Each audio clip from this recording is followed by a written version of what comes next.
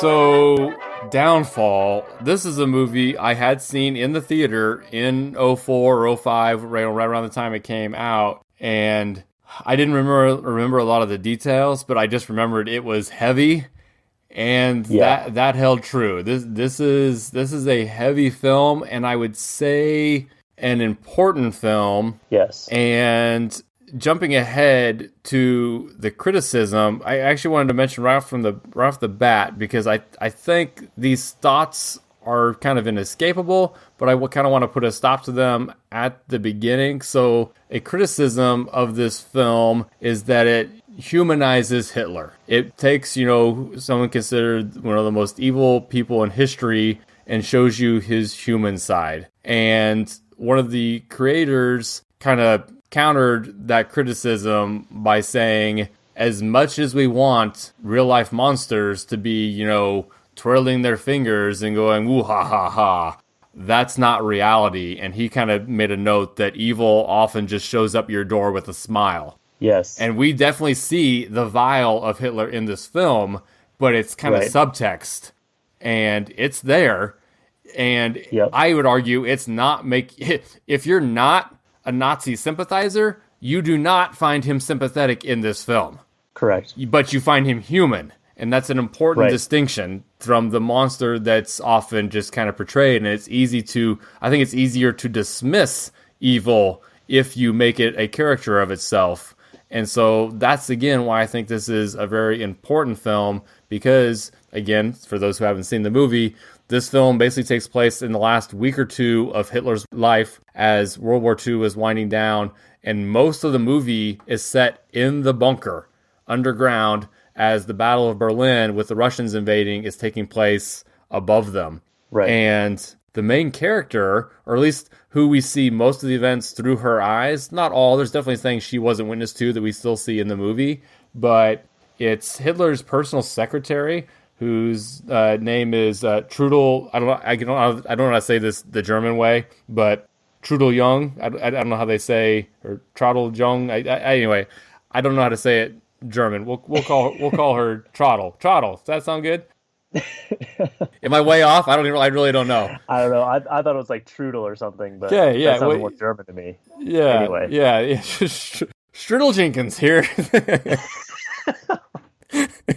Anyway, so they even bookend. Oh, I was gonna say they bookend. Yeah, we see most of the movie through her eyes, and they also bookend the movie with interviews with her, the actual old woman. Yes, right, like in her 70s or something. Yes, the actual woman is interviewed at the beginning and end of the movie, reflecting on her time, and that kind of gives you. Oh, I don't know if theme's quite the right word, but we're definitely seeing this world through the lens of her eyes, where she's just a naive young woman who has no interest in politics, who wants a job. Yep. And so the movie is bookended by interviews with the real life woman, kind of reflecting on her time, and she'll kind of say, like, yeah, there's a reason I just kind of was blind to it all, because you don't want to believe these evil things that are being said about your boss, and you're not seeing any of it. He's just this guy you work with, who's maybe a little erratic at times, but he's not a monster from what you've seen. But the conclusion she kind of comes to is that she doesn't forgive herself. While others may forgive her, she says basically the naivety of youth is not an excuse for me having been blind to the atrocities that my boss was committing, even though I didn't find out about them until after. And she doesn't forgive herself, even if we as the audience, I think, ultimately do. But it's not really the movie's not really asking you to make that decision, I don't think. And I don't want to make it sound like I'm trying to, like I'm, like I don't believe her, but I don't really believe her. Like, if you're Hitler's personal secretary, which I guess it shows she didn't even get hired till 1945, so maybe she didn't. No. 42. She was hired in 42 because the war ended in 45. That's right, because the beginning of the movie is 42. Yeah. So I don't think there's any way that you're Hitler's personal secretary and don't at least catch wind of bad stuff happening. Like, more than just war and stuff. Gotcha. So even if she's not familiar with the actual execution of the Jews, she had to have known they were being rounded up and put in concentration camps. Right. At least know that they're not having a great time in Nazi Germany. And at the end of the movie, she kind of says that. She said, I didn't really have an excuse. Being young is an excuse. at the beginning of the movie, she really just wants to be secretary to Hitler because it's a prestigious job. Right. Right. It's not like she's, oh, I want to be a awesome Nazi. Would the argument in her defense be, how is she then maybe any different than Americans who were okay with the Japanese concentration camps or internment camps? Is maybe in her mind, was she just viewing it like that you had to have this certain percentage of the population that was kind of set aside, and you could be, given a pass for not, and again, obviously we weren't exterminating the Japanese, but we were putting them in internment camps. Yeah. It's complicated. I don't know. But again, I think that's the whole point. I think that's the whole point, is that this is complicated. And I'm not defending any atrocities at all. I'm saying it's complicated and we weren't in her situation. Right. And again, obviously, this movie is not saying Hitler's innocent. He is horrible. Goebbels is horrible. But this woman was naive. Right. Was she criminally liable for her, her naivety? Maybe. You can make that argument.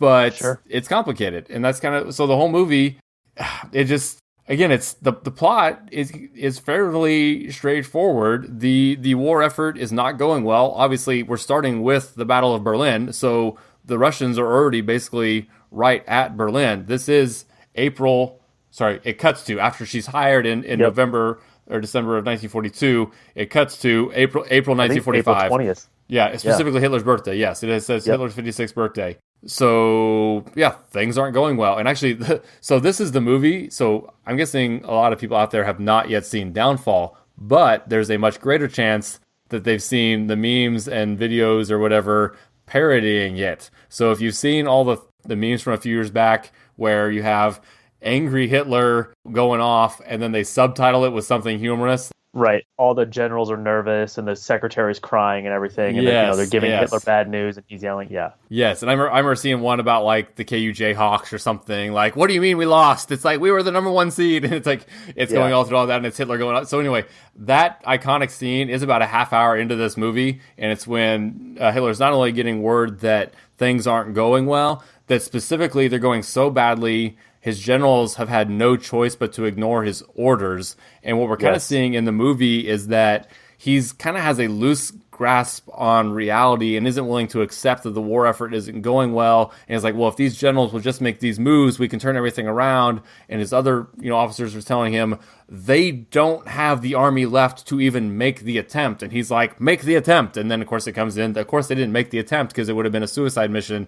And they just didn't have the numbers, or they were trapped, and he's trying to get this trapped unit to go out and attack another point on the map. And it's like, it doesn't work that way, dude. We lost. And he's just unwilling to accept. He's kind of becoming seemingly mentally unhinged. And also, he is refusing to leave Berlin and, try and get out of there. A lot of his generals, I think, obviously they see the writing on the wall that the war is over, but they also see the writing on the wall like, hey guys, after this war is over, like, we're probably going to face some sort of tribunal, which they did, for all the bad stuff that we've done. So maybe instead of, doing all these suicide missions and hiding out in this bunker, maybe let's try and get out of Berlin, while we still can. There's kind of a mix of, there's those that kind of want to like start ignoring Hitler and see the long-term game of how can we save ourselves. Then there's also those who are kind of loyal to the end and want to die with Hitler. And it does kind of become apparent early on that, yes, Hitler's not willing to leave. He knows they're lost. But he also makes a big point of, I won't allow the Russians to take my body and make a spectacle of it, so I will kill myself. And Eva Braun, who he actually marries in the movie, which again is historically accurate. They married right before they killed themselves. Then requests one of his officers to burn the body afterwards so that the Russians can't get it to use to their ends or whatever. And that's kind of basically how it all goes down. And again, while we all have Trudel or whatever kind of going through in the background and just kind of, she's kind of aware of it and of course crying and stuff after her boss kills himself. Ugh.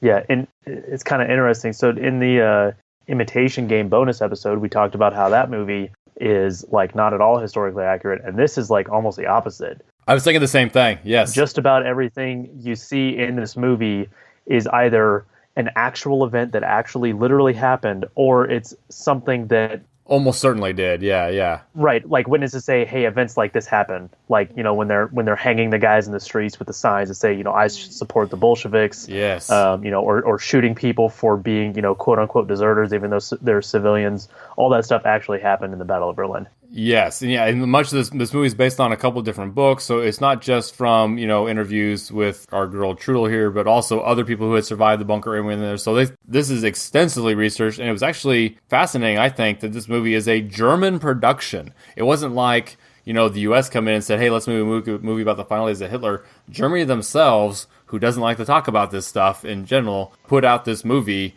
And again, I think it's almost kind of an important historical document, which I almost never say about a film, obviously. Yeah. So one thing I kind of noticed, and I did look it up. So in the film, Hitler kind of has this shaky left hand, and he'll kind of walk with it behind his back, and it's kind of shaking, or even if he's sitting at his desk or while he's eating, his left hand is kind of shaking. So I was like looking up, did he have Parkinson's or something like that? And basically what I found is we don't really know. There's actually a whole Wikipedia page dedicated to Hitler's health. Nothing was officially published, so we don't officially know, but it is suspected there's a good chance he might have had Parkinson's, but it's also a good chance he had syphilis, and that he had untreated syphilis for decades that can actually manifest some similar symptoms. The shake of the hand is something, I guess, that it can be seen in archival footage where he is kind of shaking. And other than, again, not extreme, but a more rare disease is there's some speculation that he may have had Huntington's disease as well, which would also have similar symptoms. So it is likely he had some ailment that kind of caused him to have some tremors, but we don't officially know what that was because he was never publicly diagnosed. And it may have been on treatments, though, and some of those treatments themselves could have caused some of his symptoms. And so, yeah, a lot of this is kind of just stuff you've already heard. You kind of, even those who don't know much about history kind of are aware that, yeah, Hitler killed himself in a bunker. But we just kind of get this from such a fascinating perspective where you get him talking to the doctors about how to kill himself. Yeah. And the doctor's saying, like, okay, so yeah, Ava's going to want to take the cyanide capsule and then you can still shoot her or whatever. But you want to go ahead and take your own cyanide capsule before you shoot yourself, just in case, if you miss or something, you don't want to make a mess of it. So basically, you ensure the death with the cyanide capsule, but then go ahead and shoot yourself. And they're having those conversations in the film. It's just, again, I don't want to say heartbreaking because you don't feel sorry for Hitler in the movie. And it's not that kind of movie at all. No. But again, it's a humanizing thing that he was a person who had a heartbeat that he was trying to terminate. It also, it kind of grounds it. When you read it in a history book or you read it on a Wikipedia page or, you see like a documentary about it, that's one thing. But when you see this dramatization of Hitler sitting down with his doctor talking about, you need to, chew the cyanide capsule, then shoot yourself, because if you got the shaky hand, you might miss and just, clip your head, and then you might just be incapacitated but still alive. So that, take the cyanide so you for sure die. It just kind of like reminds you like this actually happened to an actual person who was, evil, but like this guy was real. Right. He's not a caricature, which is what I was kind of talking about. And even the little things you always hear, like the first cyanide capsule they use, I think, is on the dog.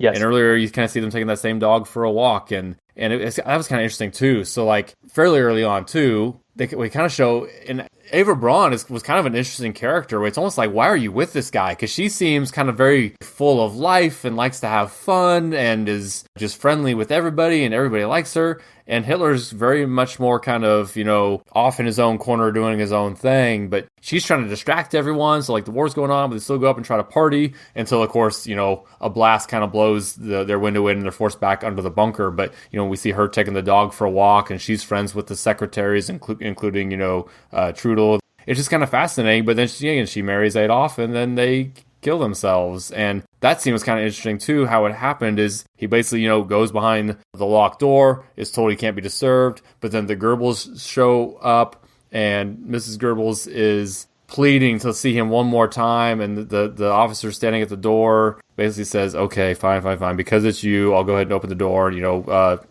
Mein Führer, Mrs. Goebbels is out here wanting a word with you. Right. He opens the door, she pleads with him for a little bit, please, don't leave us, don't believe us, the cause, which is, of course, the horrible Nazi cause. But again, these are people who were drinking the Kool-Aid of this whole situation.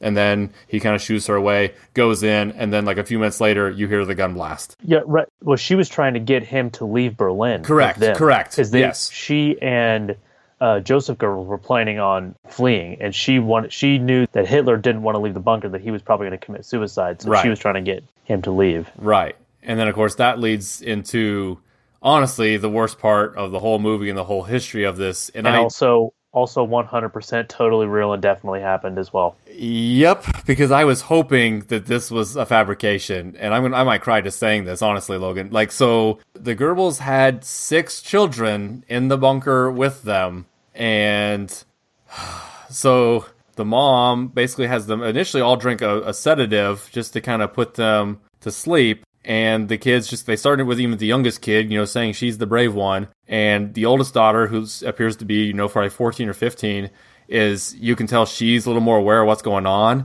And she starts crying and trying to, tell her mom, I'm not doing it. I'm not going to drink this stuff. I know what you have planned.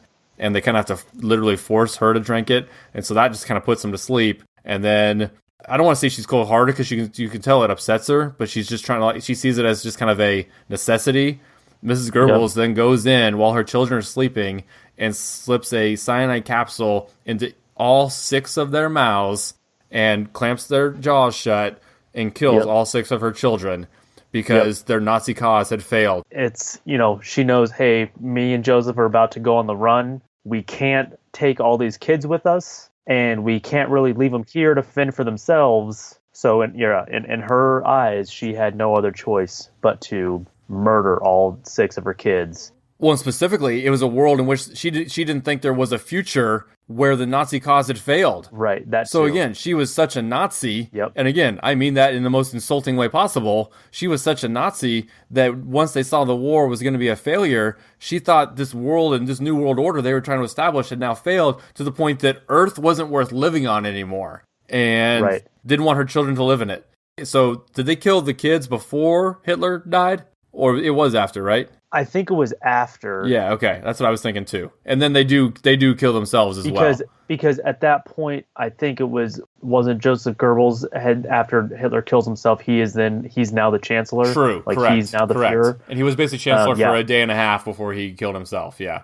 Right, so it was after. But yeah, and apparently there were some people who said that it was actually the doctor that murdered the kids. The doctor that you see who mixes up the morphine. Yes, who basically gave her the stuff, yeah. Right, but a lot of the historians say, he might have administered the morphine to the kids to get them to sleep, but it was most likely the mother, I forget her first name. Oh, Magda. Yes. Yeah, so it was most likely Magda that killed them all, and that they just kind of tried to use the doctor as a scapegoat because he just happened to get killed the next day. Okay. Yeah. Another thing, that the scene where Helga, the oldest one, struggles and doesn't want to take the morphine, that's actually backed up by kind of forensic evidence. Ugh. They found bruises on her face after she, when they found her when she was dead, which is what led to the speculation that she actually fought back a little bit. Yeah. And they had to hold on to her head and give her the morphine and the cyanide. Oh my gosh. I mean, she'd be an old woman now, but there's a world where she'd still be alive today. Yeah, she was born in 1932, so she'd be. Oh my gosh! Well, she was 13 then. Yeah, she'd be in her 80s. Yeah. Oh my gosh, that's crazy. So quick little side note: wasn't something from my research. This is just something from other podcasts or YouTube videos I'd seen over the years. Just the pronunciation. So there's no R. Goebbels is spelled Goebbels. Goebbels. So my understanding is, and I've heard people kind of they'll mock, why do the Americans put an R in it? But it's also because it's not Goebbels. It's a subtle thing. I think it's probably more like Goebbels, Goebbels. We make an R as a cheat. The way that it's pronounced in English, from my understanding, is more like Goebbels. Right. You don't say the full R. Right. It's not Goebbels. Yeah, Goebbels is a gross Anglicization or Anglicization. How do you really say that? But I think it's still just as accurate as saying, it's more accurate than saying Goebbels, and that wouldn't be accurate either. Yes. So without saying it with some accent or trying to replicate what the actual German pronunciation is, we're going to get it wrong. So just know that we're aware of it. I think it's similar to when we talk about the Weimar Republic. It's not Weimar Republic. It's not Weimar Republic. It's somewhere in between because it's German. Right. And we just don't say it right. So Sorry. And again, we can do example after example, but like, when they talk about the Wehrmacht, Yes. that starts with a W also. It's just a different pronunciation because it's a different language. Right. So we're kind of aware of those things and also not particularly educated in them. So there you go. And while we're on Goebbels here, he was kind of the propaganda guy. That's kind of his place in history, seems to be kind of the Nazi and Hitler's propaganda guy. He was just kind of, always good with public speaking and very good at using film and radio and stuff like that we need to remember was new at the time. So just kind of like now you have, Russian bots or whatever using social media. Goebbels was really good at that back when news, radio and film were kind of a new medium, and he was kind of an early master to use that to help spread propaganda. Which they actually, in the movie Inglourious Basterds, which is obviously not at all historically accurate, but Goebbels is a character in that movie, and they, I think, do a good job of showing, how he's, he was very invested in like filmmaking and obviously specifically propaganda filmmaking in Nazi Germany in the 30s and 40s. Yes. So let's actually then get into, again, I'm just going to keep calling her Trudel because you'll remember the name and no one's going to stop us. Okay. So some people are there's kind of a debate within the bunker of who's going to just stay and know they're going to die and who's actually going to try to get out. Some people, with the officers, it's almost kind of maybe a point of pride to die. Some want to get out of there, but they're all kind of telling the secretaries, hey, you all should go. Like, seriously, there's no reason. You're not directly involved with our crimes. You need to get out and save yourselves. And Trudel definitely wants to live. And so when people are starting to escape, she joins in with that group and tries to make her way out. And they kind of dress them up as soldiers so they kind of get past some initial lines. They know the Soviets are going to be basically walking through town. And then once they kind of realize, oh crap, we can't escape the Soviets dressed as soldiers. But hey, women and children, just walk on past them. Just just show that you're a woman, show that you're a child. They'll just let you pass. And that is ultimately what happens here, is that Trudel just kind of walks on by. She still has like her hat on or whatever, but it's obviously that she's a woman, and the Russians just kind of like, just kind of nod their heads, and she just walks on by. And the movie just kind of implies that that's just kind of the end. But she was actually taken into custody at one point in real life. She wasn't tried or anything, but she was arrested, but didn't really get in big trouble. Here, let's see. She was arrested by Soviet military and kept in Berlin for interrogation. And so this is interesting, too. While she was in Russian custody, she started hearing stories from the Russian guards about all the atrocities that the Germans had, committed on their family and throughout Europe. Because these are probably like the same guys that had just marched through Poland. Right. And had seen like Auschwitz. Yeah. So that's when she first started becoming aware of what exactly had gone on. And again, so they don't have a lot of details about her. Like, I couldn't even find if she had kids or not or anything, but so it was kind of neat to see the actual person in this movie, which is from 2004, so it's already 15 years old, and she did die actually right around the time the movie came out. 2 years before, it looks like, because the movie came out in 2004, right? She died in 2002. Oh, true. Yeah, so they had filmed those clips of her, but then, yeah, you're right, she died before the movie. And the quote here I thought was kind of interesting and worth repeating is, because she basically died right after recording these interviews and said, now that I've let go of my story, I can let go of my life, and then died shortly thereafter. So she definitely regretted her role as, I don't want to say the word innocent, but as small a role as she played, she kind of never forgave herself for it when she learned what had actually happened. So Downfall was nominated for Best Foreign Film, but did not win. It lost to The Sea Inside with Javier Bardem. Oh, I've seen that. That's a really good movie. Which is a very good movie. Yes. So that I understand. That I can live with. Yeah, and I would still argue that Downfall is more important, but again, like we said, it is kind of a tough watch. Well, The Sea Inside, that's the he's a quadriplegic, right? Doesn't that deal with Dr. Yeah, and it's a true story too. Yeah. And so The Sea Inside is an 84% on Rotten Tomatoes, and Downfall is a 90%. So yeah, just both solid movies. I would say it's a situation where Downfall probably wins 7 years out of 10. It just kind of happened to be up against a really good one with The Sea Inside. Yeah. So I'm actually not going off Wikipedia here for my notes on Hitler. I watched a couple YouTube videos instead. I kind of wanted to... I didn't want to go super in depth with Hitler here. I just wanted to kind of give him a superficial rundown here, but kind of an all-encompassing one. So basically, the simple version for Hitler is, so he was born in Austria, but he's in a part of Austria that has German ethnic ties, so it's kind of like right on the German border, and a lot of people that live in this part of Austria kind of see themselves as German, and so there was a push at the time when Hitler was young, like even like grade school age, high school age, there's this kind of push for pro-German nationalism pride, and again, this is pre-World War I, but the idea that Germans as a people should maybe be together under one country, and there's certain people that may want Austria to unite and be part of Germany again as kind of one big ethnic group. So again, that's all already kind of in the zeitgeist pre-World War I. And then as he gets into high school and out of high school, he definitely kind of becomes a bit of a conspiracy theorist who's kind of obsessed with the idea of ethnic purity and that German nationalism idea is still there. And he kind of starts buying into ideas that, again, still pre-World War I, the idea that, certain groups are better than others and anti-Semitism is already there. He's just kind of, but he's also kind of not a layabout. He's, this is where he's kind of in that artist time where he's, the failed artist Hitler. That's him pre-World War I.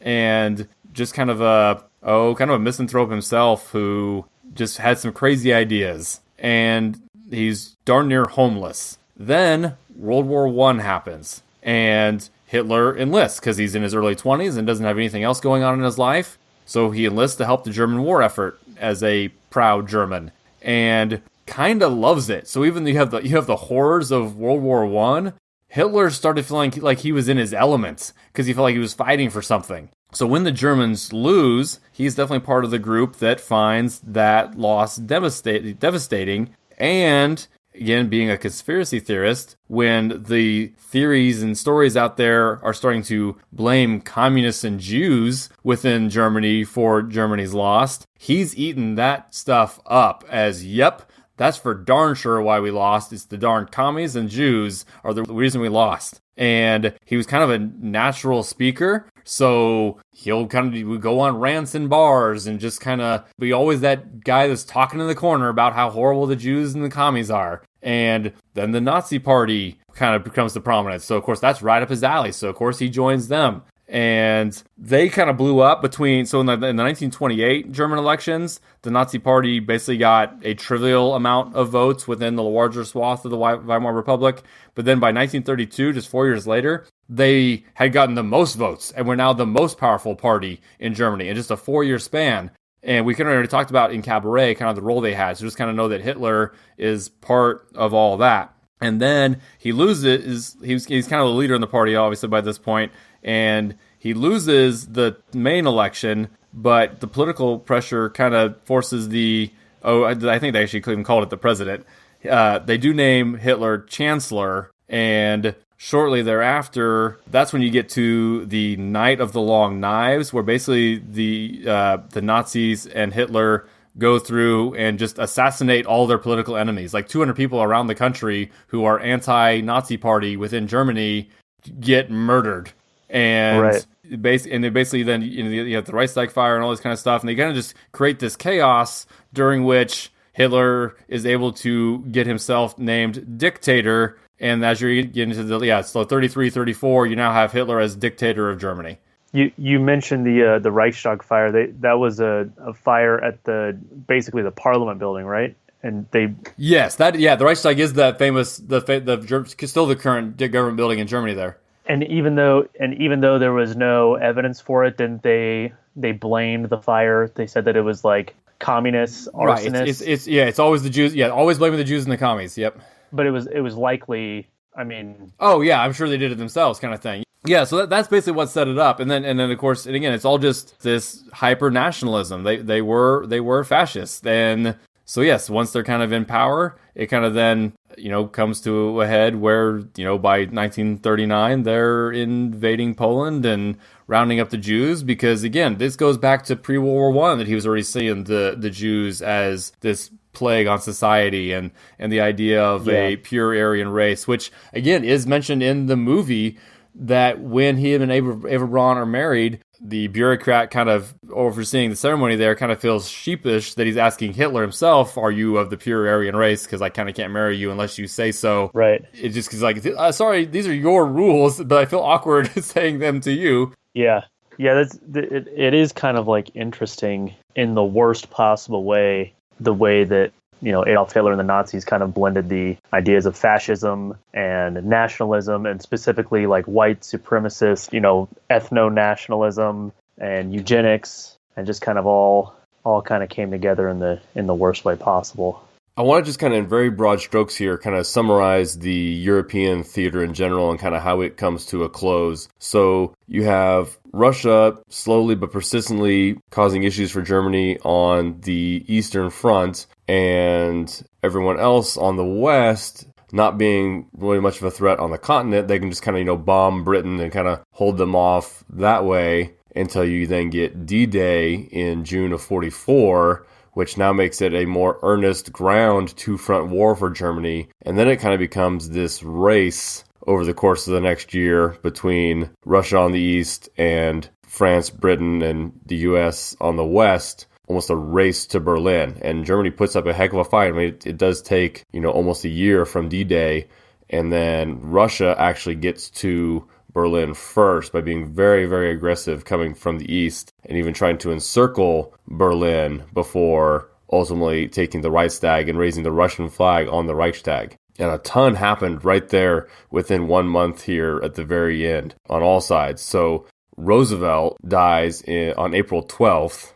Mussolini is killed on April 28th. Hitler kills himself on April 30th.